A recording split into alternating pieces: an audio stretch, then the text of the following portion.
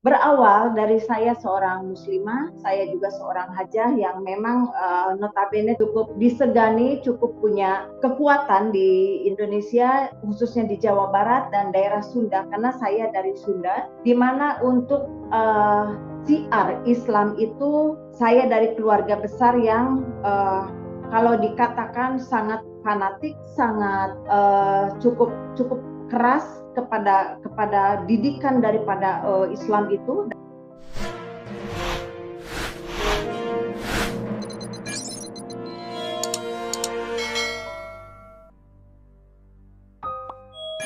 Selamat pagi untuk California, untuk Amerika, selamat malam untuk Indonesia, selamat siang dan selamat sore untuk Eropa. Terima kasih sekali lagi untuk Tuhan Yesus yang sangat saya kasihi dan sangat saya cintai untuk selalu memberikan waktu kepada saya pribadi sebagai anaknya, sebagai hambanya, sebagai servant to God, sebagai apapun itu. Tuhan selalu memberikan kehidupan yang baik, waktu yang baik untuk kami. Segala ujian, segala kebaikan datangnya dari Tuhan. Saudara yang terkasih, GNAS dari California, Amerika, dan seluruh masyarakat Indonesia maupun masyarakat asing yang menonton channel ini, semoga diberkati. Pertama saya kenalkan diri, saya dari Indonesia, saya Masnita Dinata. Awalnya nama seperti itu, karena saya akan bercerita seperti kita kembali ke belakang, karena ini satu kesaksian, satu cerita di mana bagaimana Tuhan membawa saya, bagaimana Tuhan menjamah saya, bagaimana Tuhan membawa saya kepada kehidupan yang lebih baik. Kehidupan di sini bukan kehidupan duniawi, tetapi kehidupan lebih kepada hakiki, lebih kepada mengerti siapa itu Allah yang sesungguhnya, siapa itu Allah yang hidup untuk saya dan saudara.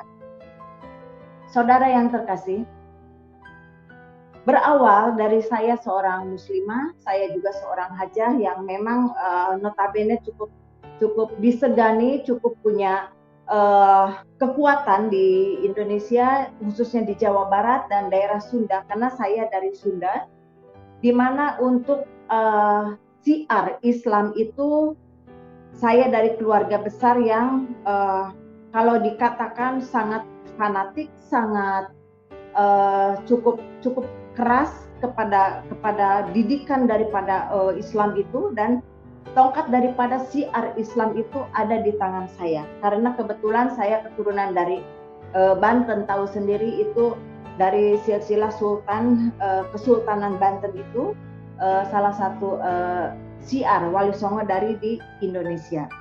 Saudara yang terkasih, saya buka topik ini, saya buka cerita hidup saya ini bukan berdasarkan rekayasa semata, karena banyak komentar, banyak hal-hal yang benar apa enggak sih, benar apa enggak sih. Tapi yang saya katakan pada malam hari ini, apa yang menjadikan kehidupan saya, menjadikan biografi saya, menjadikan kesaksian saya, itu adalah benar. Yang datangnya semua dari Tuhan Yesus. Bagaimana seorang Tuhan Yesus, seorang Allah, sosok yang luar biasa, 100% Tuhan, 100% manusia, dan kami sangat antusias menerima Tuhan Yesus di dalam kehidupan kami. Ceritanya panjang dan tidak mudah. Tapi di sini saya akan membagikan bagaimana Tuhan menjamah saya, bagaimana Tuhan menarik saya, bagaimana seorang saya yang tadinya tidak mengenal Yesus, bahkan saya membenci Tuhan Yesus, bahkan saya tidak suka dengan orang-orang Kristen, tapi saya dengan adanya kasih dari Tuhan, dengan adanya kasih karunia yang Tuhan berikan, semakin memahami hidup itu adalah penuh kasih.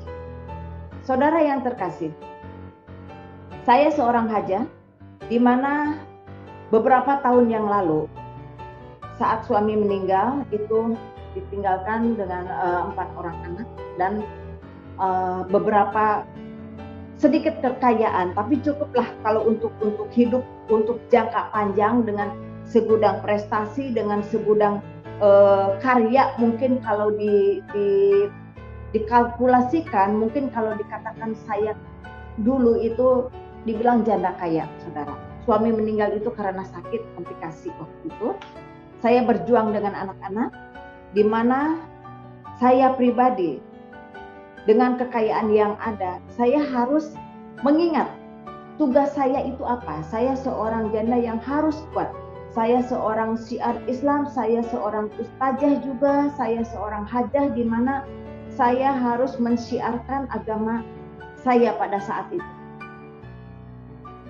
Singkat cerita, saya terus berkarya. Kami punya yayasan, namanya Yayasan Al-Fat, yaitu Yayasan Kemenangan. Kalau di dalam Quran itu ada surat Al-Fat. Nah, saya ambil dari situ. Yayasan Al-Fat semakin hari semakin berkembang, di mana banyak pengikut-pengikutnya. Dan saya kebetulan kerjasama dengan beberapa organisasi yang cukup besar, organisasi di agama saya dulu, dan organisasi pemerintah juga. Kami bergabung di situ dan semakin hari semakin besar. Saudara yang terkasih, namanya orang ya, nggak dulu, nggak sekarang, mungkin yang akan datang sama. Dimana kalau orang punya uang banyak, punya posisi banyak, punya relasi banyak, keinginannya juga banyak. Termasuk saya. Saya ada keinginan di mana kalau yayasan saya tuh udah besar, majelis taklim di mana-mana, pengikut juga banyak, relasi banyak, duit ada. Salah satu jalan pikiran saya harus membangun sebuah Islamic Center. Apakah pada saat itu satu rencana dari Tuhan atau saya sendiri yang punya ambisi? Kembali lagi, di mana seseorang mempunyai hal yang besar, mempunyai kekayaan yang besar, terkadang ambisi yang lebih besar. Ketimbang apakah ini dari Tuhan, apakah ini dari Allah, atau dari saya pribadi. Karena pada saat itu, saya pikir karena di Indonesia kan Muslim terbesar ya, terbesar di dunia itu. Dan saya ada keinginan untuk menggaungkan Yayasan Al-Fat saya dan membangun Islamic Center, join dengan salah satu negara Arab di Timur Tengah. Karena begitu tertariknya untuk menanam investor di Indonesia itu, apa yang bisa kita lakukan? Bukan hanya Islamic Center, tapi ada beberapa bisnis juga yang dimana nanti akan membackup daripada Islamic Center itu sendiri. Saudara yang terkasih, namanya juga kita cari investor, tidak mudah, tidak murah. Ternyata yang diminta dari pihak Uni Emirat itu banyak sekali, termasuk master plan. Master plan, untuk membuat satu master plan, itu saya harus soil test dulu untuk tanah. Tanah goyang aja saya berani katakan, nanti di sini akan dibangun Islamic Center. Kasih perizinan saya. Iya Bu Haja, kalau mau ambil dari tanah ini, katanya, Ibu harus DP dulu. Jadi atau tidak, ini tetap tanah harus di DP. Dan saya berikan DP itu, supaya bisa soil test, arsitek, dan lain sebagainya.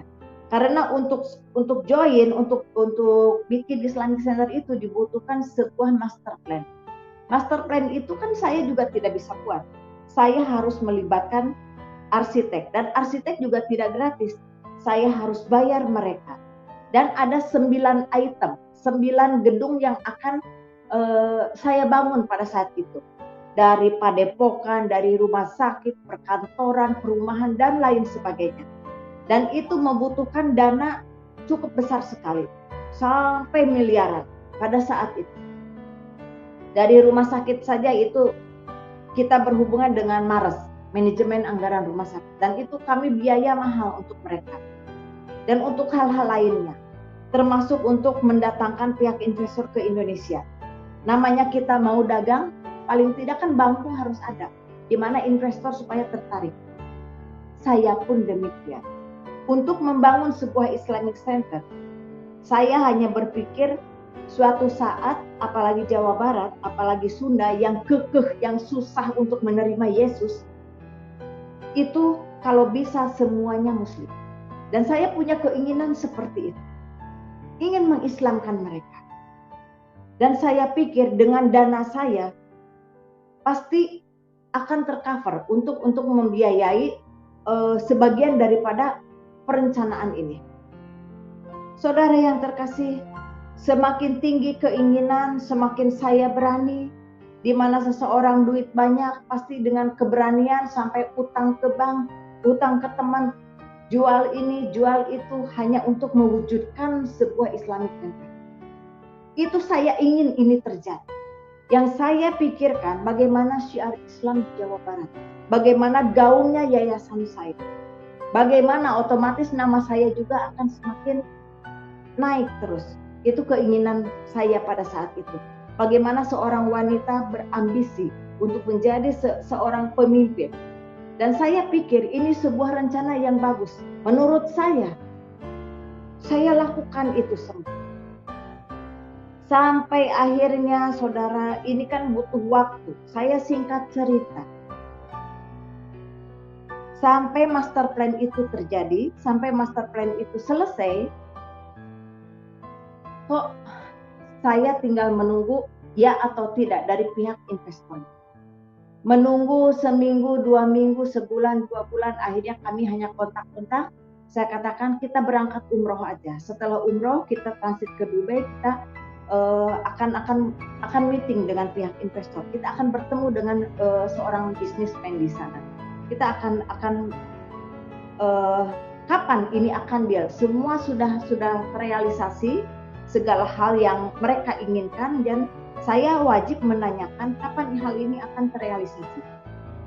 Saudara yang terkasih, kami sekelompok, satu tim, ada beberapa orang kami berangkat umroh, karena bagi saya pada saat itu uang banyak, umroh itu kan gampang. Tidak seperti saat ini, mau naik haji aja lama, harus nunggu bertahun-tahun. Umroh harus nunggu schedule-nya, apalagi sekarang zamannya corona, sulit sekali untuk berangkat umroh. Pada saat itu berangkat umroh itu sangat gampang, yang penting punya duit, datang ke agent travel, kapan mau berangkat untuk umroh dan haji kita bisa berangkat. Begitu mudahnya. Saya dan tim selesai umroh, kami istirahat di Dubai, kami transit di sana ada beberapa hari, dan karena kita punya rencana untuk bertemu seorang investor itu. Mereka punya tim, kita juga punya tim. Akhirnya setelah sampai di Dubai, kami istirahat dan kita perbincangkan dengan tim bagaimana supaya kita bisa berlanjut, kita harus bicara seperti apa gitu. Kan seperti itu namanya, kita supaya deal. Akhirnya kita bicarakan, kita langsung to the point saja.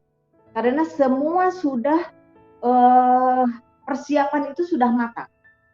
Saudara yang terkasih, akhirnya kita ketemuan, kita bicarakan bagaimana. Saya bilang, Pak, ini semua di Indonesia sudah siap dan kami sudah membawa tim khusus untuk menyampaikan jika Bapak ingin bertanya apa, mungkin progres proyeknya seperti apa, kami siap untuk presentasikan ini semua. Oh iya, baik. Dia minta presentasikan begini ABCD, semua kita selesaikan. Kita bicarakan sedetil mungkin. Dia seperti iya serius, dan kami semakin tertarik. Oke, mungkin langsung deal atau bagaimana. Ternyata setelah kita presentasikan, setelah kita bicarakan detail, mereka hanya mengatakan kita punya proyek harus dipikirkan dulu, harus dimatangkan dulu. Terus saya stop. Dimatangkan dalam hal apa, Tuan? Karena semua itu sudah kita matangkan selama saya di Indonesia, dan kita terus-terusan calling sampai saya datang ke sini setelah saya umroh sengaja, karena untuk memastikan apakah siap untuk menurunkan menggelontorkan dana untuk investasi atau bagaimana. Karena kami kalau untuk bicarakan ngulur waktu lagi, kami nggak bisa. Saya to the point bicara seperti itu. Saudara yang terkasih, saya pikir pada saat itu akan jawabannya iya. Saya berpikir pada saat itu dengan presentasi begitu bagusnya dari tim kami, langsung mereka mengatakan, oke, saya setuju. Tapi saudara, apa yang dia sampaikan, apa yang tim mereka sampaikan? Ibu, untuk saat ini kami belum bisa mengeluarkan dana. Saya berpikir, ini mimpi atau bercanda atau bagaimana? Saya katakan, aduh Pak, bukan saatnya untuk bercanda. Kami datang ke sini serius. Dia menyampaikan, kita setelah tim rapat bahwa untuk proyek ini ditangguhkan. Saya bilang, apakah kami ada yang salah? Tidak, mungkin menunggu waktu. Waktunya ini kami sudah cukup lama, jadi datang ke sini, ya atau tidak. Akhirnya mereka tegaskan bahwa proyek ini ditunda. Sampai kapan? Tidak tahu. Di situ saudara, saya hanya bingung dan berpikir, kok ini apa-apaan ini? Kami datang jauh-jauh dan kami setelah membuat apa yang mereka minta, itu pun tidak murah saudara. Itu cukup banyak dana tersita hanya untuk master plan dan meyakinkan bahwa proyek ini akan terrealisasi di Indonesia. Tapi apa yang kami dapat? Hanya enteng mengatakan proyek ini tertunda. Entah kapan dan sampai kapan. Terus saya katakan lagi, Pak, tolonglah kami jauh-jauh datang ke sini. Paling tidak ada kabar baik untuk kami. Dan dia katakan lagi, iya Bu, kami belum bisa menginvestasikan dana di Indonesia. Apalagi untuk Islamic Center dan kerjasama kita. Saudara yang terkasih, rencana manusia bukan rencana. Apa yang kami rencanakan, apa yang kami gadang-gadangkan selama itu, ternyata Tuhan tidak berkehendak. Saya kaget, saya shock. Mungkin ini hanya mimpi. Setelah bubar dari meeting kami ini, kami hanya bicara dengan tim. Apakah ini benar? Ya Bu, mereka hanya menunda katanya, tapi belum tahu kepastian akan terrealisasinya kapan. Mungkin ada harapan, karena mereka juga punya harapan. Saya katakan oke, mungkin masih menunggu, mungkin mereka akan merubah pikiran. Kita berdoa, kita salat bersama pada saat itu ya. Kita minta kepada Allah Subhanahu wa taala semoga besok ada mujizat. Akhirnya besok ketemu pagi-pagi, saya katakan lagi, Pak, kami sebelum berangkat ke Indonesia, karena malamnya kami akan pulang ke Indonesia. Tolong kepastiannya, apakah ini akan dilanjutkan atau tidak? Dan mereka menyampaikan, Ibu, kami menunda ini dan tidak tahu sampai kapan penundaan ini. Kami tidak bisa investasi dana di Indonesia. Mohon maaf, hanya itu. Saudara, saya punya rencana ke depan jauh. Tapi pada saat itu serasa langit rubuh. Saya tidak percaya sama sekali. Apakah ini hanya mimpi ataukah memang ini satu kenyataan? Harapan itu benar atau tidak? Tapi pada saat itu saya betul-betul terguncang. Yang saya pikirkan, berapa banyak dana yang harus saya habiskan? Waktu, tenaga, pikiran. Mereka tidak berpikir sampai ke situ. Ya, dasar orang Arab seperti itu. Begitu percayanya. Tapi apa yang mereka katakan? Enteng sekali. Dia tidak pernah berpikir, kalau saya itu berjuang mati-mati. Akhirnya kami pulang ke Indonesia dengan semoga ini ada harapan, semoga ada harapan. Mungkin setelah di Indonesia mungkin mereka akan menghubungi kami lagi atau seperti itu. Kami masih ada harapan. Setelah pulang ke Indonesia, semuanya akan terjadi tidak seperti biasanya. Karena perlahan dan pasti setelah kami rembukan, menunggu tidak ada kabar sama sekali. Saya hubungi pihak mereka, sama. Nonsen juga. Saya bicara dengan tim, Ibu apalagi yang harus kita tunggu? Ini proyek tidak akan jadi. Dan kita menunggu sampai kapan? Saudara yang terkasih, mereka mengatakan seperti itu. Apa yang ada di benak saya, apa yang ada di pikiran saya. Saya harus bayar mereka, saya harus bayar arsitek, saya harus bayar Mars. Manajemen anggaran rumah sakit dan tidak murah. Saya harus bayar DP tanah itu meskipun jadi atau tidak karena perjanjian seperti itu. Dan saya harus membayar hal-hal yang lainnya. Dan itu sangat menguras uang-uang saya. Karena keberanian saya untuk siar, keberanian saya untuk membuat Islamic Center, bahkan saya tidak pernah berpikir seandainya ini tidak terjadi. Yang ada di pikiran saya pada saat itu, ini akan deal. Project ini akan goal. Hanya itu. Itulah rencana manusia. bukan rencana. Yang dipikirkan hanya untung, yang dipikirkan hanya hanya sesuatu yang membuat bangga. Kalau perlu ya dengan kebanggaan diri sendiri juga. Dari ambisi saya pribadi. Saat itu saudara, perlahan dan pasti saya jual-jualin karena sebagian juga memang sudah saya agungkan. Baik ke teman, baik ke bank dan lain sebagainya. Satu persatu mereka ambil. Nggak salah, karena saya juga mau menyampaikan apa lagi. Saya gentle, saya katakan proyek saya nggak jadi. Ini kalau nanti sampai batas waktu saya tidak bisa membayar bagaimana? Diambil Bu, silahkan mau diambil. Saya seperti pasrah. Habis mau bagaimana lagi? Tidak ada lagi yang bisa saya harapkan. Semua sudah terjual, semua sudah digadaikan. Yang ada hanya sisa 4 anak, masih kecil-kecil.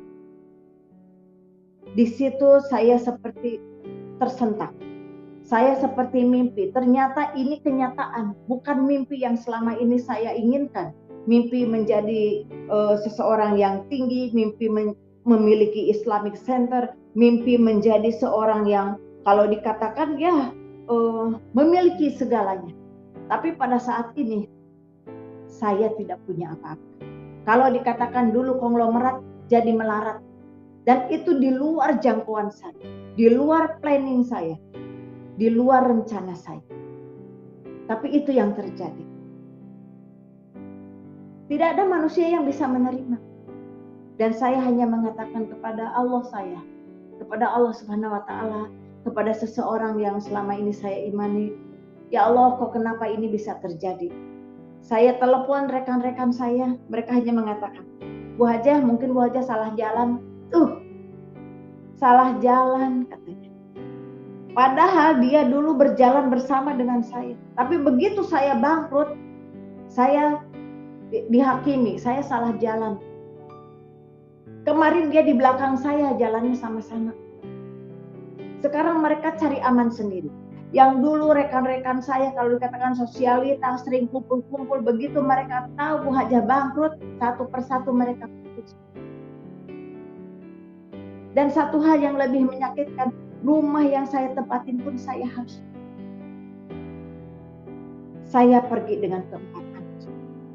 Pergi cari kontrakan yang murah, jauh ke kampung orang yang tidak mereka ketahui siapa saya. Karena saya tidak pernah mau tahu. Jangan sampai mereka tahu siapa saya. Akhirnya saya nyelip di satu kampung, dekat tempat gundukan sampah. Di situ saya pikir ini mimpi. Saya sudah tidak punya apa-apa. Hanya emas kecil yang bisa saya jual dikit-dikit hanya untuk makan. Baju-baju yang dulu begitu mewah itu saya jualin keluar supaya saya bisa bertahan hidup dengan anak saya. Saya ngontrak satu ruangan, waktu itu sekitar harganya 80.000. Sampai di situ, dari serba ada menjadi serba tidak ada. Bagaimana hancurnya hidup saya, bagaimana hancurnya hati saya. Sakitnya tuh di sini. Tapi itu kenyataan yang harus saya alami. Saya tidak mengerti kenapa Allah Subhanahu wa taala melakukan ini kepada saya. Kenapa si doi yang satu yang selama ini saya imani juga tidak memberikan pertolongan kepada saya. Padahal di dalam Al-Quran saya membaca setiap kekayaan yang dipakai untuk jihad, maka Tuhan akan lipat-lipat gandakan. Allah Subhanahu wa taala akan melipat gandakan. Tapi apa yang saya alami? Itu kan jihad saya juga. Jihad untuk membuat Islamic Center. Jihad untuk mengumandangkan di mana syariat Islam akan terjadi. Itu kan bagian dari jihad. Tapi apa yang saya alami? No. Habis saudara saya. Dari konglomerat menjadi melarat. Dari serba ada menjadi serba tidak ada. Rumah yang begitu mewah menjadi satu petak yang tidak ada apa-apa di situ. Saya pergi dengan 4 anak. Saya menjerit saudara. Saya menangis kepada Allah saya. Saya sholat jungkir balik, mungkin saya ada yang kurang jalannya, mungkin saya doanya kurang. Saya introspeksi diri saudara. Saya juga tidak 100% menyalahkan orang lain. Saya terus tiap malam saya tahajud, saya istikharah, ya Allah, tolong ampuni saya, buka jalan untuk saya. Tolong saya kembalikan kekayaan saya. Saya masih ingat, udah tahu bangkrut, saya masih minta kekayaan saya untuk kembali. Mungkin ini hanya sesaat. Besok lusa saya masih punya harapan. Mungkin ada orang nelpon dikembalikan atau mungkin investor jadi. Tapi ternyata sebulan, 2 bulan, 3 bulan tidak ada apa-apa. Sampai saya tidak bisa makan. Habis dikit-dikit dijual, harus makan. Saya keliling ke orang-orang, ke rekan-rekan saya juga untuk menagih utang. Bukan saya minta uang. Menagih utang saya. Karena mereka juga banyak utang ke saya. Nutup pintu. Biasa kemana-mana turun naik mobil, sekarang jalan kaki. Pakai sandal jepit pula. Kan nggak mungkin pakai high heel juga saya jalan. Saya ketok mereka, teman-teman semua nutup pintu, alasan sibuk lah, alasan ini itu dan sebagainya. Dan yang lebih menyakitkan, ada orang peduli, bukannya menanyakan bagaimana kehidupan saya dan anak-anak, malah begini tubuh aja katanya kerudungnya udah nggak ada, udah lepas. Kalau ketemu tuh kemana sekarang kok nggak pernah pakai kerudung lagi? Mereka tidak pernah menanyakan apakah saya udah makan atau tidak, apakah anak-anak saya kelaparan atau bagaimana. Tidak ada yang menanya. Tapi tidak apa-apa, saya harus berjuang lagi. Saya harus berjalan tapi entah kemana. Sudah putus harapan saya, saudara. Tidak punya apa-apa lagi yang harus saya makan. Tinggal sisa uang 15.000. Malamnya saya sholat. Saya buka itu mukena. Sholat juga udah ngambang, saudara. Mau kemana dan untuk siapa? Saya hanya berkata kepada Allah Subhanahu wa Ta'ala, ya Allah, ini sholat saya yang terakhir. Besok mau ke surga, mau ke neraka, saya udah nggak mau tahu. Nggak peduli. Saya tutup. Saya gulung itu mukena. Saya taruh. Percuma. Sholat juga. Nggak bisa bantu saya. Nggak bisa ngapa-ngapain saya. Yang ada malah habis. Udah hancur-hancuran. Besoknya saudara, dengan uang 15.000 itu, saya datang ke sebuah swalayan kecil, waktu itu juga masih baru-baru.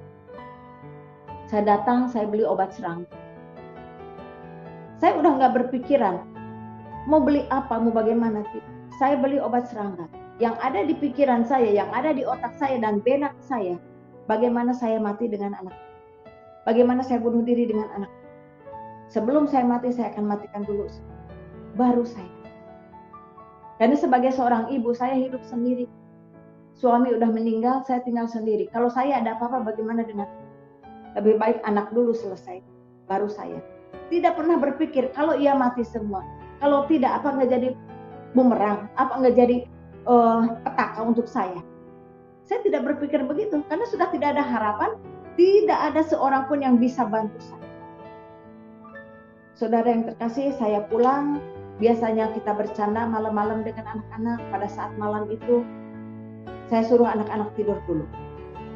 Sampai anak bertanya yang besar, Ibu kok kenapa disuruh tidur siang? Gak apa-apa, supaya nanti besok bangunnya pagian. Kita mau apalah namanya anak masih kecil-kecil.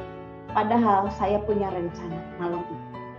Saudara yang terkasih, lihat anak saya pada tidur kayak sarden bergelimpangan begini. Biasanya tidur dengan mainan, meluk hangat dengan gulingnya, sekarang ngegeletak seperti itu. Seorang ibu hancur. Menangis saya. Tidak ada pilihan lagi. Kami semua malam ini akan selesai. Tidak pun, saudara yang terkasih, saya siapkan. Biasanya sholat itu jam 3 malam. Tapi malam itu sekalian, kenapa jam 3? Karena saya biasa habis sholat tahajud itu nyambung ke sholat subuh. Ngaji kayak apa, biasa seperti itu. Tapi pada malam itu, saya majukan. Sholat jam 2 malam. Maaf saudara, bukan sholat. Saya geser waktu, biasanya jam 3 malam sholat, ini jam 2. Tapi acaranya bukan sholat, tapi mau bunuh diri massal. Saya siapkan, bukan siapkan untuk ibadah. Saya siapkan gelas dan siapkan obat serangga, cairan. Saya hanya diam, termenung. Mau mati saya termenung. Saya tidak mau memanggil Allah saya. Percuma, dia tidak menolong saya. Pada saat kondisi seperti itu titik nadir. kehidupan saya yang sangat hopeless sekali. Itu di mana titik nadir saya, di mana manusia itu punya titik yang sangat-sangat riskan sekali. Dan itulah malam itu. Saya menghadapi sendiri. Anak udah tidur. Seorang ibu mau bunuh diri dan mau mematikan kan nggak nyala lampu juga ya. Kita nggak tega juga ngelejit-ngelejitnya juga, nyuapin racun serangga juga nggak tega. Saya matikan lampu. Itu di ruangan hanya ada satu lampu. Rumah kecil, petak, nggak ada apa-apa. Saya matikan lampu. Kondisi gelap, saya mulai buka itu botol dan saya siapkan. Saya hanya merenung lagi. Sampai disinilah kehidupan saya. Saya hanya itu. Sampai malam ini kehidupan saya. Saudara yang terkasih. Saya sudah siapkan ini gelas. Saya siapkan ini botol. Saya menuang. Itu dalam kondisi gelap. Saya bicara ini bukan saya cerita mimpi, saudara. Nggak mungkin orang mimpi mau bunuh diri. Saya sadar, saya waras, mungkin stres ya. Mungkin saya kena depresi yang berat ya. Mungkin saya kena sesuatu yang sudah tidak ada harapan apa-apa. Saya siapkan gelas, saya siapkan botol, saya kucurkan. Begitu dikucurkan, saudara yang terkasih, apa yang terjadi? Di depan saya ada sosok putih, berbaju putih, berjubah putih. Dengan sinar yang bukan seperti lampu, pokoknya sinar dari dia. Hanya mengatakan, datanglah ke rumahku, maka aku akan menolong. Saudara, apa serta-merta saya percaya? Enggak.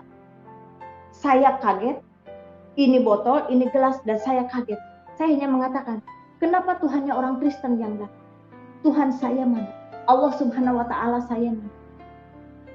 Seseorang yang biasa saya sembah si doi itu mana? Dia tidak menolong saya. Dia mengatakan lagi dengan membuka tangan, datanglah ke rumah, maka aku akan menolongmu. Rumah yang mana? Ini Bu Haji orang bingung. Orang sedang tegang. Rumah yang mana? Tidak mengerti. Saudara yang terkasih, dengan saya gugup, dengan saya bingung, saya simpan itu, dengan kaget saya tutup muka dan saya katakan, baik kalau begitu, saya akan cari tahu dulu ajaranmu seperti apa. Tapi tolong pelihara saya dan anak-anak. Saya seorang yang pemikir, saya seorang businesswoman, saya seorang pengajar juga. Saya tidak percaya. Yang dulu saja Allah Subhanahu wa Ta'ala tidak menolong saya, bagaimana dengan yang baru? Logika enggak, saudara? Yang dulu aja enggak nolong saya, bagaimana yang baru? Saya tutup muka, saya menangis di situ, saya baca, mungkin saya terlalu mungkin halusinasi atau bagaimana. Saya baca-baca doa, saudara, dari doa satu jagat, doa ayat kursi, doa ayat 7, doa ayat 5, ayat 15, doa pengusir setan, semuanya. Saya doa, saya bacakan itu, mungkin saya terlalu mengalami masa yang sangat tidak baik. Saya menangis di situ, saudara, udah nggak berpikir apa-apa lagi.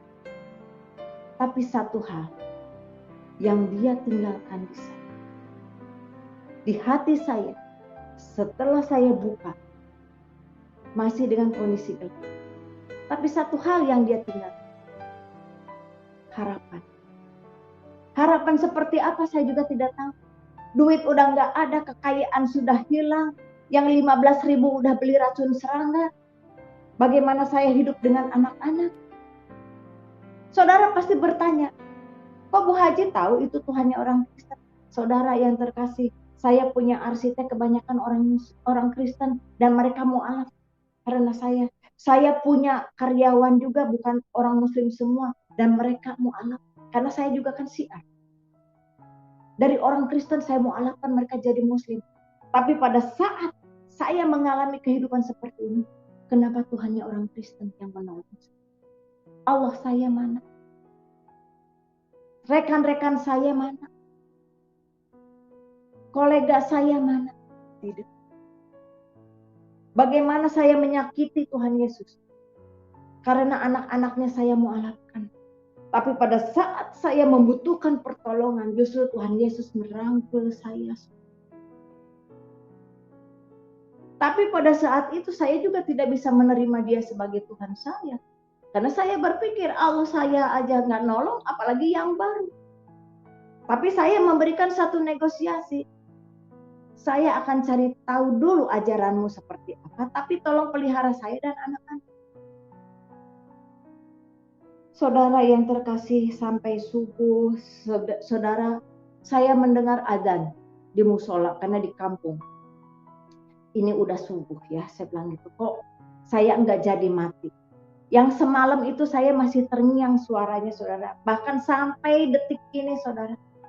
Sampai terngiang. Mata saya masih jelas sampai saat ini dan tidak bisa dihapus. Saya cuma diam terpaku. Ruangan bau obat nyamuk. Saya hanya berpikir, kaget iya, semalam ada kejadian apa. Yang jelas saya dan anak tidak jadi mati. Itu kenyataannya. Dan ada satu hal, kok saya ada harapan. Padahal sampai saya mau bunuh diri pun karena saya tidak punya harapan. Tapi setelah Tuhannya orang Kristen datang, kenapa saya punya harapan? Harapan seperti apa saya juga tidak tahu, saudara. Saya katakan udah nggak punya apa-apa. Konglomerat jadi melarat. Saya nggak perlu menyatakan ini. Kenyataan, ini masa lalu. Dan saya harus menyampaikan bagaimana Tuhan Yesus menolong saya dan saudara. Dengan caranya, saudara. Tidak sama. Bagaimana Tuhan Yesus menolong saya, menolong saudara, dan menolong kita semua. Sampai pagi, mata saya bengkak karena menangis, kaget iya, basah iya. Tahu-tahu ada yang ngetuk pintu. Pagi-pagi ya sekitar jam 6-an lah, itu orang masih sepi. Ada yang ketuk pintu. Saya bingung. Perasaan saya pindah ke sini nggak ada yang tahu. Saya lapor ke RT setempat, saya lapor ke tetangga bahwa saya pindahan dari tempat lain. Mereka tidak tahu kalau saya ini dulunya janda kaya, orang kaya. Sekarang gempor seperti ini, saudara. Saya tidak mengatakan siapa saya. Saya bingung kok ada orang yang mengetuk pintu. Akhirnya saya buka. Begini-begini, saudara, saya bingung. Saya buka itu pintu. Kaget. Ada seorang bapak sepuh. Gitu ya, setengah-setengah tua begitu. Saya hanya mengatakan, Pak, maaf, Bapak mencari siapa? Oh, ini namanya Ibu Nita bukan, katanya rumah ini.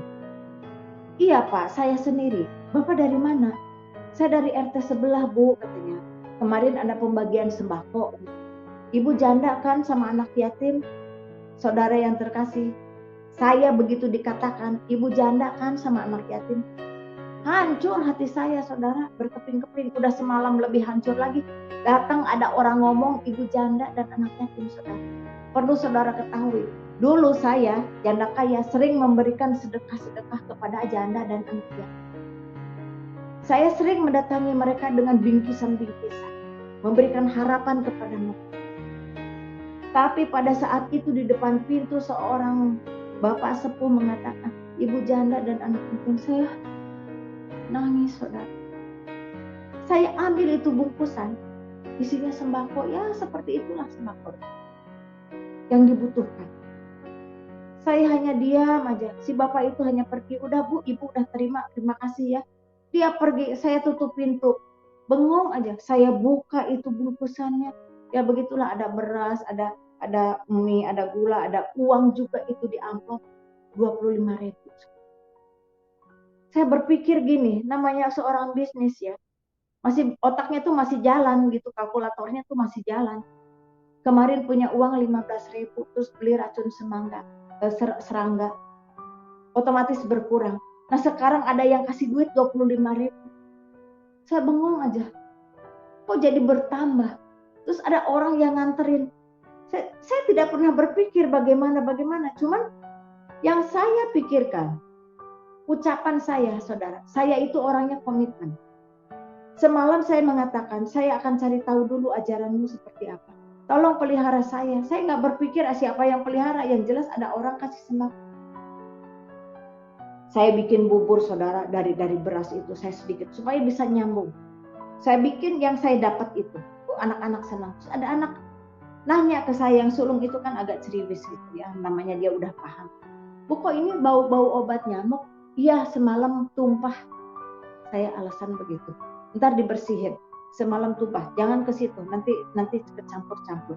Saya bikin bubur. Udah saya kasih makan. Saya diam. Mau gimana lagi ini hidupnya. Uang tinggal 25.000 plus sisa beli obat serangga. Apa yang harus saya lakukan? Dulu bisnis besar-besaran. Saya hanya ingat dengan uang segini apa yang harus saya lakukan, saudara? Saya pernah bikin susu kedelai, susu kacang itu. Kalau dulu kirim kacang kedelai itu ke Koperasi Tahu Tempo itu sampai bertonton. Sekarang dengan uang segini saya harus ke pasar jalan kaki. Start awal itu untuk dagang susu itu beli kacang seperempat. Waktu itu 1 kilo 4.000. Saya beli 1.000 perak seperempat. Saya kenalan dengan tetangga, saya pinjam blender untuk itu ngegilingnya. Karena saya tahu cara buatnya, karena saya suka masak-masak dulu. Plastiknya saya beli sedikit, karetnya saya minta dari tukang warung terus digunting kecil-kecil itu, supaya saya bisa berjalan. Saya bikin, saudara, habis ngerendam semalaman, saya bikin pagi. Masih bingung juga. Bagaimana saya harus jual, saudara? Biasa bisnis besar, tinggal tanda tangan. Sekarang bisnis jualan susu kacang. Ini mukamu taruh di mana? Mau jalan, saya masih ada gengsi juga, saudara. Mau. Nggak jalan, siapa yang mau kasih makan? Tapi saya diam lagi. Saya harus jalan. Karena saya harus kasih makan anak-anak saya dan saya harus punya hidup. Dan satu hal lagi, saya punya perjanjian bahwa saya mencari ajarannya seperti apa. Mulai, saudara, saya jalan dari orang-orang yang tidak kenal dengan saya. Saya di topi, saya nenteng plastik. Saya tanya, asal ketemu orang, Pak, Bapak ke gereja atau ke masjid? Saya ke masjid, Bu. Kenapa? Ibu mau pengajian nanti sama istri saya. Oh enggak Pak, saya mau nanya, saya mau jualan susu kacang. Dalam hati, gue juga dulu dari masjid, gue juga pengajian, malah haji. Akhirnya apa? Saya jalan lagi. Ibu ke masjid atau ke gereja? Selalu saya tanya. Saya ke gereja, Bu. Kenapa? Saya mau tanya, emang Tuhan Yesus ada? Ada, Bu. Itu Tuhan saya. Dia Tuhan sangat pengasih, dia memelihara kami, dan begitu dia cerita. Saya hanya diam. Setelah itu saya jalan lagi. Kenapa? Saya mau jualan susu. Saya jalan lagi sampai akhirnya ada satu pelanggan. Dia ibu sepuh. Dia selalu langganan. Bu, katanya, ntar kalau kesini kasih ke saya dua kantong ya, tapi jangan pakai gula. Iya, terus saya tanya, Ibu ke gereja atau ke masjid? Saya ke gereja. Emang kenapa? Enggak, saya mau tanya, Tuhan Yesus itu bagaimana? Siapa? Oh, dia itu Tuhan saya. Terus dia cerita, oh kalau gitu saya kenalin dengan suami saya. Kebetulan suami saya itu hamba Tuhan. Kebetulan suami saya itu gembala, katanya, saya juga di gereja. Ini Bu Haji tuh nggak ngerti itu gembala apa, hamba Tuhan itu apa. Saya tuh nggak ngerti sama sekali. Saya pikir gembala apa ini ya? Udah, mulai besok saya kenalkan ya. Oh iya, baik. Saya datang pagi-pagi. Habis nganterin, saya ketemu si ibu itu. Saya dikenalkan tuh sama bapaknya. Oh, katanya ini ya, katanya sama Mbak Mita ya. Iya, saya bilang gitu. Terus saya tanya. Terus dia pertama nanya, kenapa nanya-nanya seperti itu? Saya ceritakan bagaimana kejadiannya. Dia kaget. Emangnya kenapa, Pak? Aduh, luar biasa. Katanya, Tuhan Yesus luar biasa. Terus dia ceritakan, dia buka Alkitab, dia ceritakan Yesus begini. Terus saudara tahu, pertama saya bikin susu kacang itu hanya 10 bungkus. Itu juga jualannya maju mundur. Tapi setelah saya mencari, menanyakan juga bukan ke satu orang, berapa orang, setiap orang yang saya temuin saya tanya. Sampailah ketemu orang kaya ini, salah satu hamba Tuhan, karena istrinya langganan saya. Semakin hari usaha saya itu diberkati. Sampai tiap hari saya bikin 50 bungkus, saudara. Terus ada beberapa pelanggan saya, dia nitip baju, dia nitip makanan, dan saya jualin sampai saya tuh kalau jualan tuh udah inilah karena udah banyak sekali yang nitip. Dan saya akhirnya pindah dari rumah yang dulu yang mau saya bunuh diri itu yang 80.000, akhirnya naik yang ke 125.000 sebulan. Di situ lumayan ada kamar satu dan saya mulai menata dengan anak-anak saya.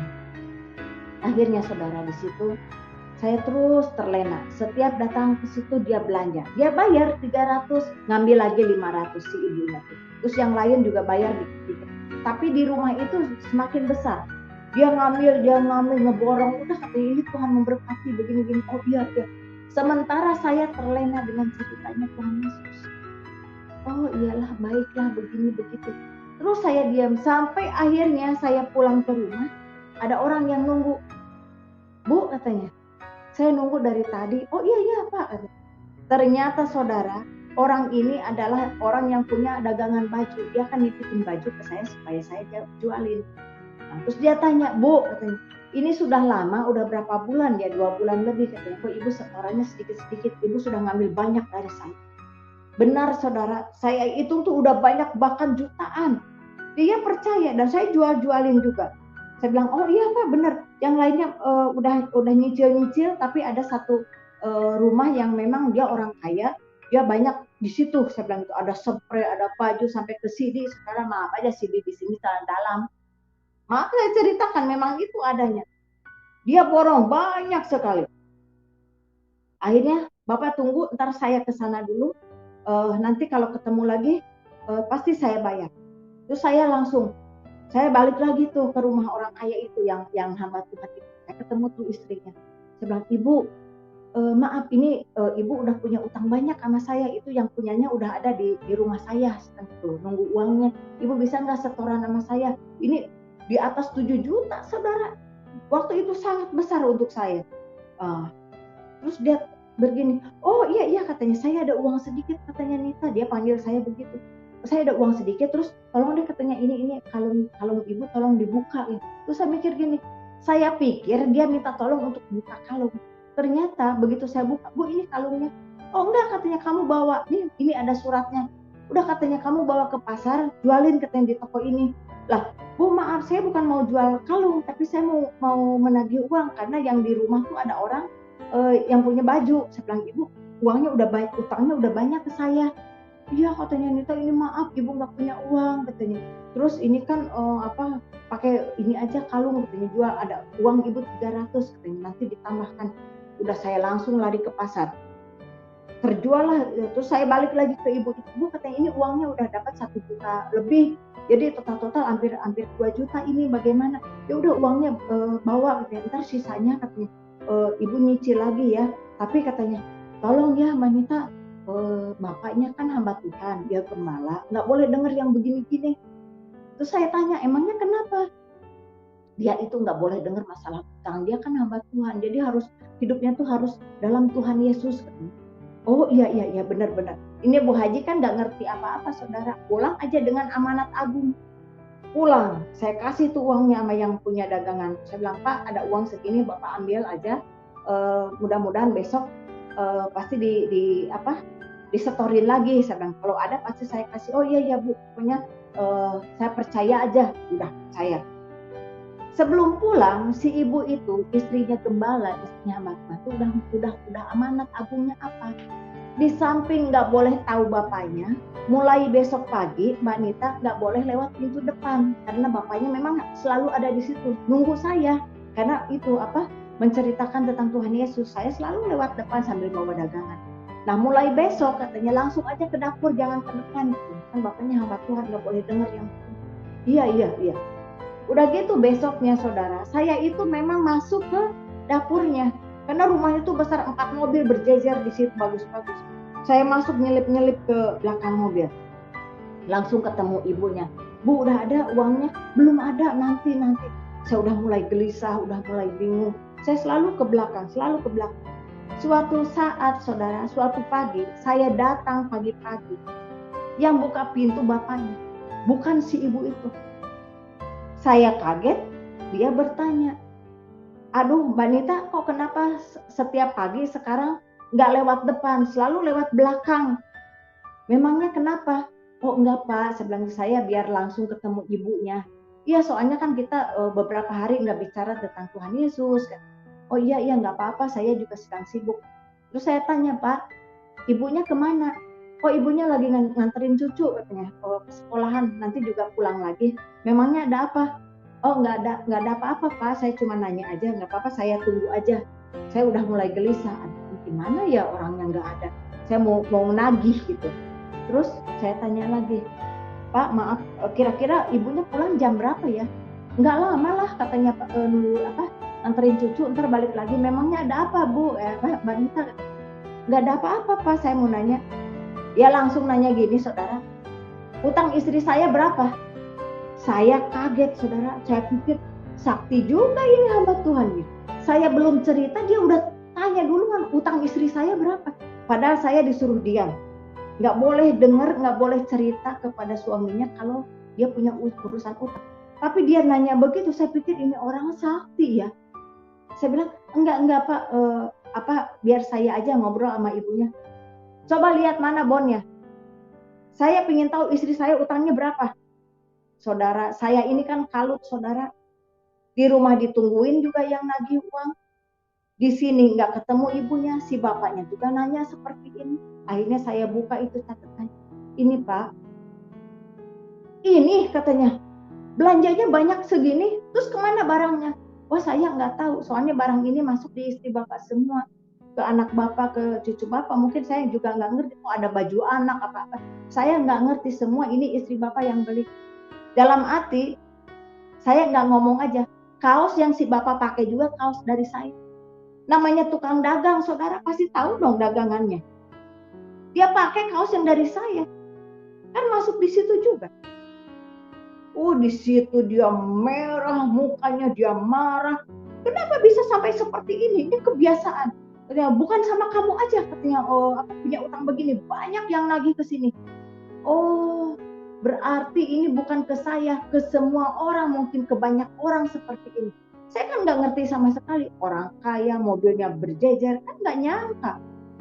Bicaranya tentang Tuhan Yesus melulu, benar, baiklah, mengasihi dan sebagainya. Kan saya juga nggak ngerti. Tahu-tahu saudara, garasi mobil pintu kebuka, mobil masuk, baru aja buka pintu, turun kaki. Itu Bapak Gembala, itu hamba Tuhan, langsung teriak manggil istrinya nama. Panggil istrinya, kaget, tahu-tahu nangis. Si Bapak tahu saudara, dari Ragunan keluar, saya bengong aja. Tiap pagi kalau sedang berbicara tentang Tuhan Yesus, begitu lemah lembut, begitu baik, begitu santun, begitu sopan. Tapi begitu lihat catatan utang, begitu lihat istrinya, Ragunan semua keluar. Kata-kata yang tidak pantas semua keluar. Saya sampai bingung, ini apa lagi yang terjadi dengan saya, saudara? Udah utangnya nggak dibayar, saya kaget juga melihat hamba Tuhan seperti ini, gembala seperti ini. Apa begini atau bagaimana? Udah saya kan sedang mencari ajarannya, ajaran Tuhan Yesus seperti apa, dihadapkan seperti ini. Kan kaget, saudara. Saya hanya bilang kepada mereka tuh, tolong diselesaikan antara suami istri. Tapi siapa yang mau bayar ini, utang-utang ini? Itu bapaknya marah. Saya nggak mau tahu katanya. Bukan urusan saya. Waduh, matilah. Saya bilang, ibu bagaimana ini? Malah dia nangis semakin kencang. Saya ikut nangis, saudara. Nangisnya itu bukan nangis menangisi mereka berdua, tidak. Nangis bagaimana cara yang saya harus bayar ini utang. Berarti tanggungan saya, karena si bapaknya lepas tangan, si ibunya nggak bisa jawab. Udah otomatis nggak ada yang mau bayar. Saya harus nanggung utang itu. Saya nangis, saya sedih, mungkin saya masih ada yang kotor. Kan kalau di Muslim itu begitu, saudara, begitu. Ada sesuatu, karena saya tahu. Waktu saya bangkrut aja, teman-teman saya bilang, mungkin salah jalan. Saya berpikir, ini ada sesuatu yang harus saya tanggung lagi. Mungkin saya masih ada yang kotor-kotor gitu. Saya hanya duduk keluar dari rumah mewah itu, saya duduk di pinggir jalan, bawa bungkusan, sedih, saudara. Saya sedang mencari ajaran Tuhan, ada seseorang yang menuntun, tahu-tahu kenyataan seperti ini. Saya harus kemana? Saya cuma berpikir, saya tidak patah semangat. Mungkin ajaran Yesus nggak begitu kali. Saya harus cari yang benar. Cuman itu di pikiran saya harus cari yang benar. Saya tidak kecewa dengan Tuhan Yesus. Saya juga tidak mengatakan itu Tuhan saya, tidak. Tapi saya komitmen, saya mencari ajarannya. Saya berpikir mungkin bukan itu ajarannya. Awalnya bagus, baik, ternyata semua binatang keluar. Mungkin bukan itu. Cuman yang saya bingung, yang saya nangis, saudara, saya harus menyelesaikan utang ini. Saya tidak pulang ke rumah, tapi saya datang ke rumah yang punya barang. Saya datang ke situ, saya bilang, Pak, Ibu, saya mohon maaf, saya kejadian seperti ini. Akhirnya dia juga yang tadinya neken, gini aja katanya Mbak Nita, pokoknya barang saya ada di Mbak semua, silahkan mau bayar, mau sekaligus, mau nyicil, silahkan. Sebisanya nyicil, tapi harus sampai lunas. Saya katakan, iya, saya akan melunasi ini semua, tapi beri waktu, saya nggak tahu kapan waktunya. Akhirnya saya pulang, saya diam di rumah tuh. Kejadian seperti ini, shock dia, kaget juga, iya, oh kenapa ya? Ada hal seperti ini, tapi saya harus mencari ajarannya yang benar di mana. Saudara yang terkasih, saya itu kan, yang saya tahu kalau di TV itu tiap tanggal 25 Desember itu kan ada Natalan. Saya pikir pasti ada Tuhan Yesus kali di situ. Yang saya tahu kan itu di gambar itu kan ada Vatikan ya. Vatikan itu kan identik pasti ada Yesus di situ. Ini kan orang polos nggak ngerti. Mungkin saya harus nanya ke situ. Tahu saudara, besoknya saya nggak dagang. Sehari nggak dagang karena kaget juga. Saya diam di rumah. Antara lanjut atau tidak, antara ini mau bagaimana? Karena saya tahu-tahu udah punya utang jutaan yang harus saya selesaikan. Terus saya berpikir, mungkin saya harus ke kedutaan Vatikan. Besoknya hari kedua, saudara, saya naik kereta. Saya datang ke Medan Merdeka, ke Jalan Medan Merdeka, ke kedutaan Vatikan. Saya langsung nggak komitmen, nggak janjian, nggak apa, langsung datang. Saya ketok di situ, saya ketemu security. Ibu mau ketemu siapa? Saya tidak tahu mau ketemu siapa, tapi saya mau ketemu kepala di sini siapa? Karena kan saya nggak ngerti. Maksudnya saya mau ketemu duta besar, beraninya saya ngomong begitu. Habis mau ketemu siapa? Kenalan juga nggak ada di kedutaan Vatikan. Mau ketemu duta besar, oh duta besar nggak ada. Kemana? Oh sedang pulang kampung. Kebetulan waktu itu dia orang Polandia, sedang ke negaranya. Terus ada siapa? Saya mau ketemu. Oh ada suster kepala. Oh ya udah, saya mau ketemu dia. Dia tunggu. Udah gitu, saya tunggu dia masuk.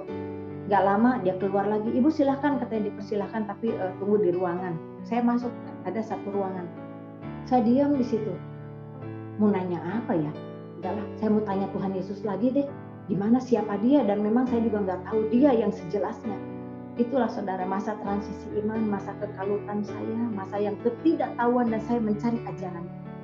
Akhirnya suster itu ketemu sudah selesai. Oh katanya, dengan siapa ini?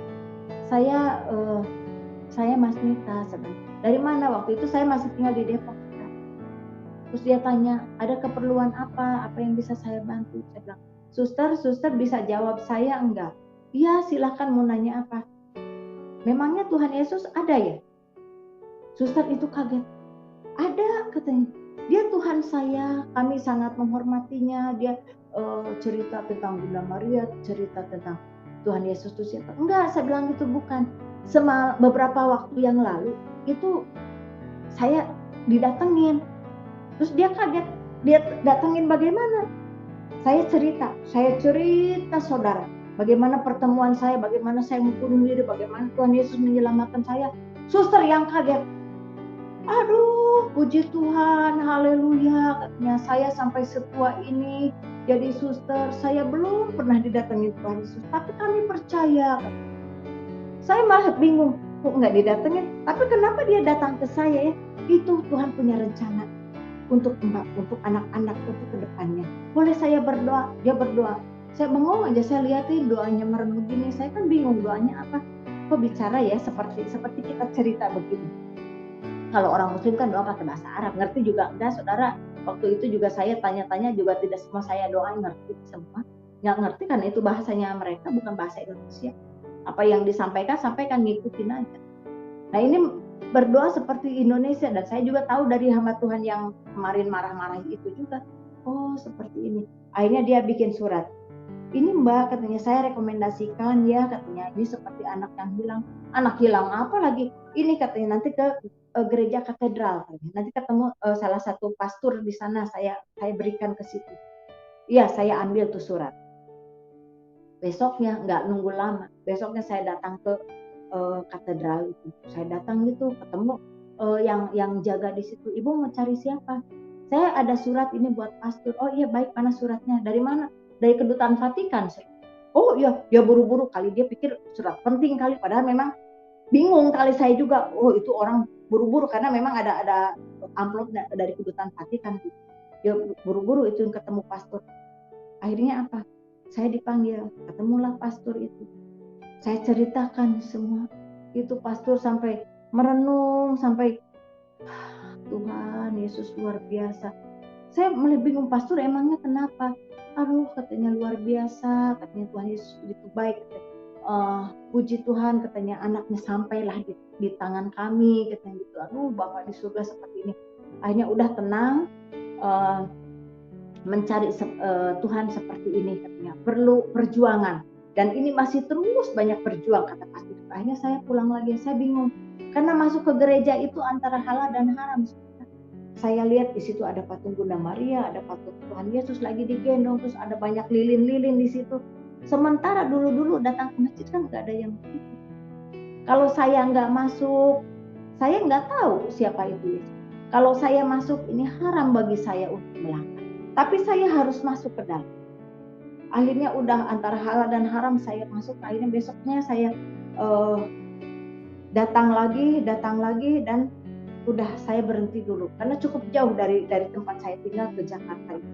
Saya diam dan akhirnya saya terus berjualan karena untuk membayar utang itu, saudara. Ada satu pelanggan lagi, dia ibu sepuh. Ibu sepuh itu selalu beli susu kacang saya. Saya mulai lagi jualan, tapi nggak ke rumah mewah itu karena dia udah angkat tangan dan saya harus menyelesaikan utang. Saya datang ke ibu sepuh dan saya jualan ke situ. Ibu sepuh itu ternyata orang Kristen.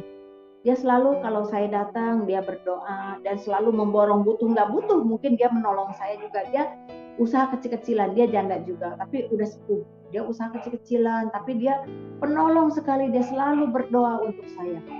Sampai akhirnya katanya, Bu, udah nggak usah jualan lagi. Kenapa? Saya bilang gitu. Terus saya hidup bagaimana? Enggak, katanya. Nanti ikut saya ke persekutuan. Persekutuan itu apa ya? Kayak di Muslim itu kayak pengajian ya Bu, katanya. Terus nanti dagangan saya bagaimana? Nggak apa-apa, nanti saya beli. Udah dia beli, tapi ntar sore datang ke sini ya, katanya. Nanti kita ke persekutuan. Kalau enggak, nanti saya akan jemput ke rumah petak Ibu. Saya kan tinggal di rumah kontrakan petak. Akhirnya apa, sore ternyata saya nggak usah pergi, tapi dia yang jemput saya. Ternyata di mobil itu rombongan. Terus dikenalin, udah kenalin tuh, saya kan bingung mau dibawa kemana gitu. Bu, kita akan pergi ke Pulau Mas. Terus ada acara apa? Iya, ada persekutuan, katanya. Nanti Ibu cerita ya, Ibu bagaimana pertemuan Ibu dengan Tuhan Yesus, katanya. Karena ini ada persekutuan, ada salah satu duta besar yang baru pulang dari Rumania, itu baru pulang ke Indonesia, jadi ada ucap syukur kan. Oh, saya bilang, terus saya harus ngapain? Pokoknya Ibu ceritakan bagaimana Ibu ketemu Tuhan Yesus. Gitu. Baik, kalau begitu. Sampailah di rumah itu. Nah, udah di rumah itu, ada grup lain ada yang ujian, ada yang apa, ada. Nah, pas di grup yang satu mobil itu, mereka menunjuk saya. Ibu katanya, udah Ibu ke depan, kata Ibu ceritakan ya tentang Tuhan Yesus ya, jangan ada yang diumpetin. Oh iya, saudara yang terkasih, namanya Bu Haji, kita nggak pernah ada kesaksian, nggak pernah ada apa. Itu cerita polos, polos. Bagaimana saya cerita itu. Sampai bagaimana saya ditipu hamba Tuhan, bagaimana dagangan saya nggak dibayar, bagaimana saya mau bunuh diri didatangin Tuhan Yesus. Cuman mereka itu saya lihat ada yang menangis, ada yang terharu, ada yang haleluya gitu. Saya malah bingung, kenapa ya, ada apa? Karena kan kita di Muslim nggak ada yang kayak begini, saudara. Nggak ada kesaksian begini. Akhirnya diam. Dari situ udah selesai begitu aja. Terus salah satu dari tamu itu ada yang minta nomor telepon saya. Ternyata salah satu wartawan, saudara, dari salah satu televisi Kristen di Indonesia. Dia minta saya, terus Dari situ saya pikir setelah begini, mungkin saya akan jadi pengusaha susu kacang yang besar gitu ya, dan saya akan menjadi haji lagi atau bagaimana. Ternyata itu tidak terjadi. Saya sebagai businesswoman, tidak terjadi saya sebagai pedagang besar. Yang ada, setiap saya habis ngerendam kacang, tahu-tahu ada orang jemput saya, Bu, katanya, ada diundang di persekutuan, Bu, boleh nggak Ibu ke gereja? Oh, nggak mau, saya nggak mau datang waktu itu ya. Nggak, katanya, ini bukan ke gereja, kumpul dulu. Akhirnya orang gereja tuh ngalah, kumpul di satu rumah, saya diundang. Saudara yang terkasih, dengan jalannya ini semua, Tuhan juga memberkati saya. Dan saya juga bingung, karena saya bilang, ini saya bukan jualan cerita-cerita begini ya, saya bilang gitu. Ya, bukan, kata-kata mereka tuh, bukan Bu, kami juga Tuhan gerakan untuk memberkati Ibu. Saya paling tidak, katanya, Ibu bisa mengumpulkan uang untuk bayar utang, kata gitu. Memang iya, saudara. Dari seperti itu saya jualan kecil juga, akhirnya saya tidak jualan susu kacang lagi, tapi saya jualan kue, saya jualan yang lain-lain yang tidak harus tiap hari bikin. Kalau jualan susu, saudara tahu nggak, jam 3:30 udah harus bangun, udah mulai ngaduk, udah mulai ngeblender.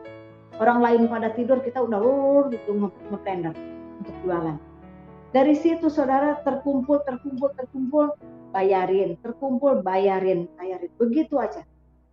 Terus berjalan sampai akhirnya dari salah satu televisi itu datang ke rumah kontrakan saya dan mengundang saya untuk masuk televisi di situ, dan akhirnya pernah dibuatkan film juga, pernah syuting juga beberapa kali, dan memang dikontrak juga jadi narasumber. Kan tidak sulit untuk saya, kan dulunya ustazah, biasa tukang ngomong, biasa memualafkan orang, biasa beda jubah doang, beda bendera doang.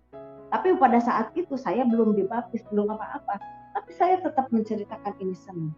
Sampai akhirnya saudara, ini singkat waktu ya, karena mulailah terdengar dari pihak-pihak sana tuh. Katanya Bu Haji sekarang udah semakin jauh, udah semakin meninggalkan. Mulailah dipanggil.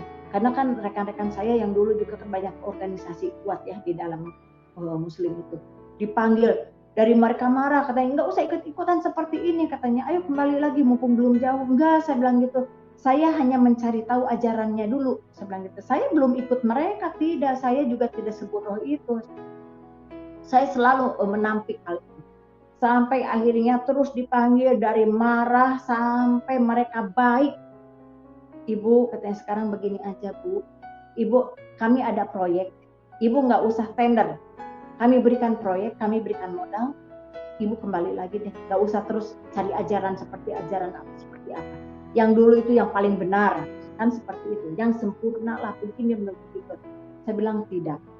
Saya sudah tidak tertarik dengan proyek, saya sudah tidak tertarik dengan tender, biarkan saya hidup. Saya kemarin saya menghadapi kesulitan, kalian kemana? Saya sampai sulit hidup saya dengan anak-anak, sampai saya tidak bisa makan dengan anak-anak, kalian kemana? Yang kalian tanyakan hanya kerudungan saya, kenapa lepas kerudung. Tapi kalian tidak pernah menanyakan perut saya, kelaparan atau tidak. Sekarang kalian memberikan proyek cuma-cuma kepada saya. Justru pada saat saya membutuhkan, kenapa Tuhannya orang Kristen yang datang? Tuhan saya mana? Kalian mana? Saya balas begitu, saudara. Dan memang iya, waktu saya membutuhkan tidak ada yang menolong saya. Mau nagih duit aja susah, apalagi nolong saya. Hanya Yesus satu-satunya yang menolong saya pada saat itu. Akhirnya mereka marah. Sudah, kalau begitu terserah, kita punya hidup masing-masing. Oh, memang begitu. Saya kembali ke kontrakan. Mulai gaduh, mulai tubuh haji, katanya udah masuk Kristen begini begitu. Udah mulai rame gitu. Sampai akhirnya saya ketemu seseorang, dia bukan pendeta, karena saya tanya dulu, karena trauma juga saudara, begitu tahu hamba Tuhan nipu saya, keluarganya, saya trauma juga. Saya tanya, Bapak pendeta atau bukan? Karena ngeri, Bapak hamba Tuhan atau bukan? Oh bukan, katanya, saya hanya menyampaikan bagaimana itu Yesus. Sampai akhirnya saudara tahu, saya harus pergi ke satu tempat, ke pulau lain, ke Ambon, hanya untuk menyelamatkan saya. Karena udah ramai di Jakarta, di Depok udah ramai, saya tuh udah dipanggil sana sini, sampai ada orang-orang yang murtadin, yang dari Muslim ke Kristen itu kan murtadin. Bu tolong Bu, hati-hati Bu katanya, hati-hati katanya, ibu harus mawas diri. Udah ibu kalau pergi dulu katanya, selamatkan diri dulu katanya, nanti Tuhan akan buka jalan. Mereka memberikan support seperti itu. Anak-anak tunggu di satu keluarga dan saya pergi. Disitulah saudara, saya bisa memahami, saya bisa menemukan siapakah itu Yesus melalui pergumulan demi pergumulan hidup. Baru di sanalah saya bisa menerima Yesus sebagai juru selamat. Disitulah saya bisa menyerahkan diri, hidup saya dibaptis. Dan saya menyerahkan, Tuhan, saat ini saya ikut. Dan saya menerima Tuhan sebagai juru selamat saya. Itulah yang saya ucapkan waktu di Ambon. Ternyata saudara, begitu saya terima, saya pikir segala dimudahkan, segala dilancarkan. Setelah dari Ambon saya pulang ke Jakarta, mulailah pikul salib. Mulailah, disitulah penampian ya. Yang Tuhan berikan tuh bukan kenikmatan saudara. Benturan demi benturan, saya banjir air mata selalu katakan, Yesus, Yesus. Soalnya begini saudara, saya kan katakan, biasa saya berdoa pakai bahasa Arab, ngerti atau nggak ngerti, saya ngomong bahasa Arab, pokoknya nyeletuk aja gimana. Tapi setelah saya terima Tuhan Yesus kan ngomongnya pakai bahasa Indonesia. Dan di sana juga diajarkan, rekan-rekan seiman tuh mengatakan, Ibu katanya kalau berdoa sama Tuhan Yesus seperti anak kepada Bapa, minta aja, minta pertolongan apa-apa, ngomong aja seperti anak ke Bapa. Kan kita malu-malu juga saudara. Saya tuh waktu berdoa tuh malu-malu. Masa iya ya ke Bapa minta ngobrol seperti ini? Kan kalau di Islam itu kan Allah itu sesuatu Al-Qudsi, Allah yang tidak bisa kita sebut sembarangan. Tapi kalau di Kristen, Tuhan Yesus itu seperti sahabat, seperti ada di dalam hati, seperti Bapa, ngomong aja apa. Kita kan agak rada-rada sungkan. Tapi saya tuh punya Tuhan Yesus tolong, Tuhan Yesus tolong, Tuhan Yesus tolong. Hanya seperti itu. Setelah kumpul dan kami diam, pokoknya saya diberikan amanat, kalau diapa-apakan jangan balas. Biar Tuhan yang membalas. Itu aja di wanti-wantinya. Diam aja, saya tuh diam aja, mau ngomong apa dia, mau dihina, diam. Dihina saudara saya itu. Tuh katanya, ikut-ikutan jadi orang Kristen sekarang susah. Ada beberapa orang tahu, oh ini dulunya orang kaya nih, yang sekarang ikut jadi orang Kristen, ikut-ikutan anaknya Yesus katanya, sekarang jadi orang susah. Saya diam aja. Sampai akhirnya saya ke anak-anak karena ditelepon, ayo katanya ke Garut. Nah di Garut itu kan keluarga besar saya. Ini anak-anak cucu-cucu katanya kangen ke Garut. Oh iya baik, saya anterin ke Garut sekarang. Karena mereka juga kangen ya. Ada beberapa saat memang saya bawa anak-anak ke gereja gitu. Jadi alasannya kalau minggu kami mau jalan-jalan. Saya bawa tuh anak bererot tuh ke gereja. Tapi alasan ke tetangga kita mau jalan-jalan, kita kan mingguan gitu. Padahal kita ke gereja belajar di situ gitu.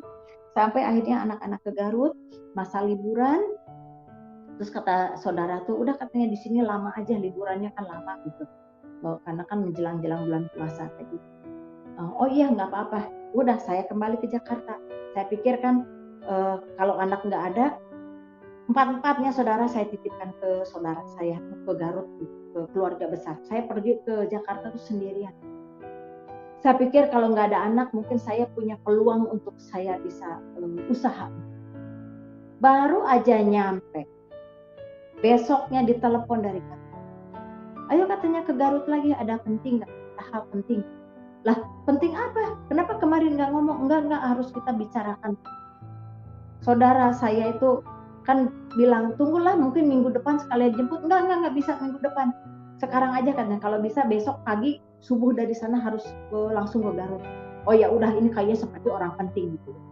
Saya langsung saudara, baru aja istirahat tuh baru sehari kan dari Garut ke Jakarta lumayan 7-8 jam kan naik bis itu. Baru itu saya balik lagi ke Garut. Ternyata saudara apa?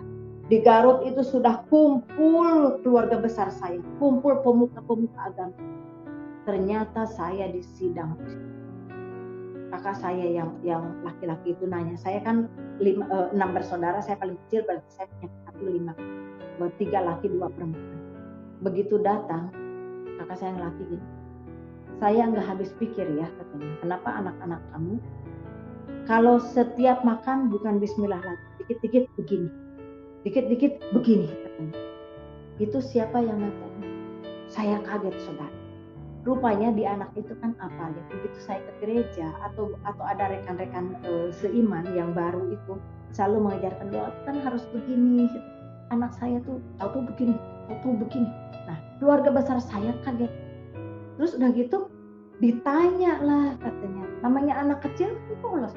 Iya ke gereja lah, begini begitu. Nah, saudara saya, keluarga besar saya nanya, apa benar kamu? Saya diam. Memang saudara, selama ini saya bungkam kepada siapa. Saya bukan menyangkal, saya tidak mengatakan saya terima Yesus dan saya tidak mengatakan saya orang Kristen. Tapi dari perilaku, dari tingkah laku, saya udah nggak mau sholat, setiap pengajian saya pergi, itu kan tanda tanya untuk mereka. Tapi ternyata di Alkitab ada satu waktu di mana Roh Kudus harus disampaikan bahwa kami anak Tuhan. Di mana harus disampaikan bahwa kami orang Kristen. Ada satu dorongan Roh Kudus yang harus disampaikan. Saya tidak tahu apa-apa yang tadinya saya takut menyampaikan itu. Saya sidang itu di keluarga besar. Begitu ditanya dengan keluarga besar saya, memangnya kamu orang Kristen? Kamu ikut-ikutan? Saya bilang saya tidak ikut-ikutan. Ya, saya orang Kristen. Saya begitu, saudara. Saya tidak gentar, tidak apa. Itu kakak saya yang satunya, yang lakinya. Dia marah sekali. Dia kasar kata-kata dengan bahasa Sunda, saudara. Yang kalau bahasa Indonesianya begini. Saya akan bunuh kamu dan itu pahala untuk saya. Dan saat ini juga saya akan bunuh kamu. Saudara, hari itu saya mau dibunuh. Dia lari. Dia lari mau ambil pisau, saudara. Namanya keluarga besar kan kumpul banyak makanan ya, ada buah-buahan, terus ada pisau buah di situ. Dia lari, dia mau ngambil itu pisau, dia pegang itu pisau, tapi nggak tahu bagaimana. Dia saking emosi, saking gegabah jalan, dia jatuh dan pisau itu terlempar. Saat itu saya bangun, karena pada awalnya mau digampar, kakak saya yang laki menahan. Akhirnya dia semakin emosi, dia mau bunuh saya. Pisau terlontar begitu, saya beranjak lari dengan anak-anak, tapi mereka tuh udah siap, saudara. Anak yang 3 saya bawa, yang kecil tidak terbawa. Namanya juga masih bayi, masih kecil. Mereka bawa itu. Saya bertiga lari-lari dengan baju yang ada di badan. Udah nyebrang, gak lihat kanan kiri. Saya naik angkot dari Garut, naik ke terminal, dari situ nunggu bis sampai gemeteran. Aduh, jangan-jangan ini dikeroyok, jangan. Udah berpikiran buruk. Sampai akhirnya bis itu keluar, masuk ke area Bandung. Di situ saya mulai tenang. Aduh Tuhan Yesus, terima kasih. Yesus, terima kasih. Yesus, terima kasih. Saya mau ngomong apa lagi, udah gemeteran. Dan saya sedihnya itu, anak yang paling kecil gak terbawa. Cuma 3 anak. Saya harus berjuang itu. Saya kembali ke Jakarta. Saya kembali ke rumah petak itu dengan 3 anak saudara. Dan saya melanjutkan hidup. Keluarga besar saya menghubungi saya, di mana kamu sekarang? Dari golongan mana kamu? Gereja mana kamu? Saya akan cari kamu. Saya diam saja. Sampai akhirnya saya berjalan. Saya tidak ada komunikasi apa-apa dengan keluarga. Dipanggil lagi, saya suruh tanda tangan. Saya bilang, mereka panggil saya putus hubungan, tidak ada ahli waris, tidak ada apa. Betul, kamu haram untuk menerima ahli waris dari kami. Baik, nggak apa-apa, saya gitu. Dan satu hal lagi, anak saya yang paling kecil itu tidak berhak di tangan saya. Mereka bawa. Saya diam terus berjalan dengan 3 anak. Dan saya hanya mengatakan, suatu saat Tuhan Yesus, Engkau akan mengembalikan anak dan ingin kumpul. Dan itu perlu waktu lama, saudara. Singkat cerita, saya terus berjuang dengan saya sampai akhirnya saya bisa melunasi utang yang hamba Tuhan itu dari pelayanan saya, saudara.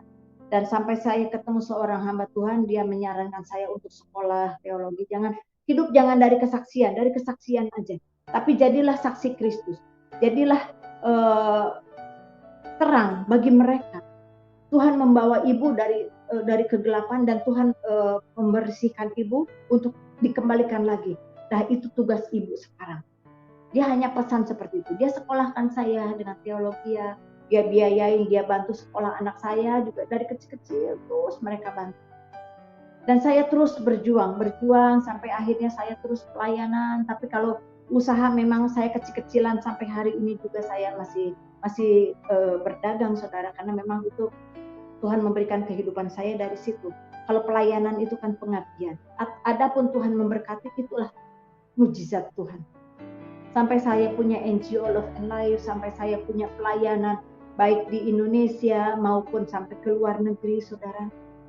Itu karena kemurahan Tuhan, bukan karena kuat saya, bukan karena perencanaan saya. Saya sudah tidak tahu apa-apa, saudara. Saya sudah tidak punya program lagi. Saya sudah tidak punya nanti seperti ini, tidak pernah. Yang ada setiap berdoa, Tuhan pakai saya seperti apa yang Kau ingin. Itu, saudara, kehidupan saya. Dan sampai saat ini saya selalu bersyukur kepada Tuhan betapa berat beban hidup saya. Saya tadi bincang-bincang dulu dengan Mbak Kathy dan saya kenalkan suami saya yang baru. 20 tahun saya hidup sendiri, saudara. Saya berjuang, saya hidup hanya untuk Tuhan. Saya tidak pernah berpikir saya akan menikah lagi. Yang saya akan berpikir sampai kapanpun saya akan melayani dengan anak-anak saya. Saya berjuang anak-anak sampai ke luar negeri bukan karena menyekolahkan ke luar negeri saya banyak uang, tidak, saudara.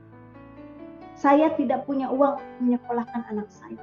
Seorang janda, seorang misionaris, seorang penginjil, nggak ada gaji, nggak ada apa-apa. Kalau pelayanan, syukur-syukur Tuhan kasih. Kalau enggak juga saya tetap melayani.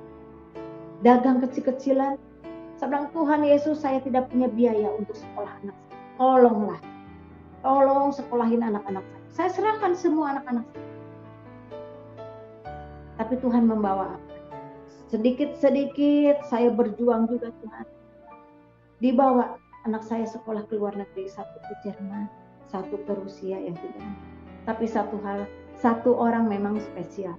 Tuhan titipkan ke saya. Karena waktu usia 8 bulan dia sering kejang, dia sering sakit. Jadi ada keterbelakangan. Dan itu ada untuk saya sampai saat ini. Tuhan titipkan itu yang spesial. Kenapa saya katakan spesial? Karena memang butuh perhatian lebih, butuh kesabaran lebih. Itu sepak terjang saya, kehidupan saya sekilas, karena kita juga ada waktu ini pagi-pagi disuguhkan dari Indonesia ini cerita apa pagi-pagi buta begitu bangun di California.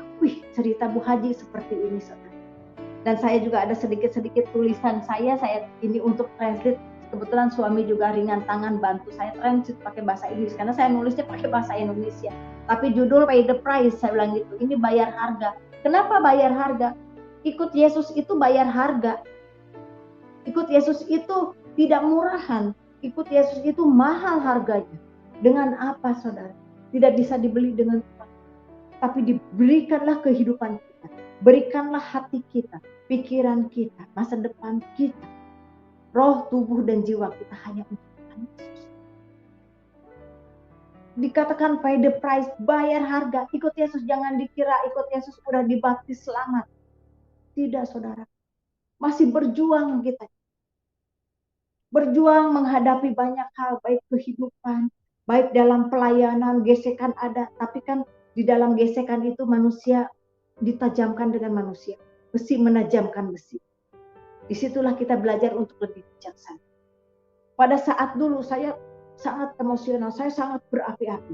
Tapi setelah dengan Tuhan Yesus, setiap saya khotbah on fire, saudara, tapi hanya untuk Tuhan Yesus.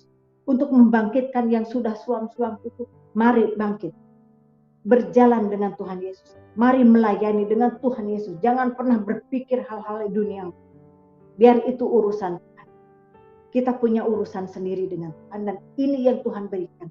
Layani dia dengan sebaik-baiknya. Itu yang bisa saya sampaikan saat ini. Yang bisa saya sampaikan pada malam hari ini di Indonesia dan pagi hari di California dan mungkin siang atau sore hari di Eropa. Semoga apa yang saya sampaikan malam ini bisa menjadikan parameter untuk kita semua, dan kita memahami bahwa hidup itu harus betul-betul di jalan Tuhan. Bukan kita yang menuntun Tuhan, tapi lepaskanlah tangan kita biar Tuhan yang menuntun. Terkadang saudara, saat kita ada, kadang Tuhan Yesus aja kita tuntut, Tuhan jadikanlah semua ini. Kalau doa-doa itu kadang hamba Tuhan, saya selalu berbantah dengan hamba Tuhan karena begini, Tuhan biarlah ini terjadi Tuhan, kami punya rencana ABCD dan lain sebagainya, biarlah ini terjadi. Saya katakan, bro, sister, jangan bicara begitu seolah-olah Tuhan itu kacung. Jangan dipaksa Tuhan untuk memberkati kita, jangan. Biarlah apa yang kita lakukan ini semua untuk kemuliaan Tuhan. Tuhan berdaulat atas hidup kita. Mau jadi mau enggak, biarlah Tuhan punya rencana. Setiap kita punya program, setiap punya kehidupan, biarlah sesuai Tuhan, seturut dengan Tuhan. Biarlah rencana Tuhan yang jadi, bukan rencana kita. Jangan salah-salah juga dalam berdoa. Saya katakan begitu. Bukan saya ngajarin mereka, tidak, saya juga sedang belajar. Saya harus bagaimana menata diri, bagaimana self control, bagaimana kita menahan emosi kita, bagaimana kita tetap di bawah kaki Yesus, bagaimana tetap kita melayani. Yesus itu segalanya, kita ini cuma kacung, nggak ada apa-apanya. Mau bangga-bangga diri, pelayanan enggak, itu kesombongan rohani. Saya hanya mengajak kepada saudara kita semua, yuk kita berlomba duduk di bawah kaki Tuhan dan layani Dia dengan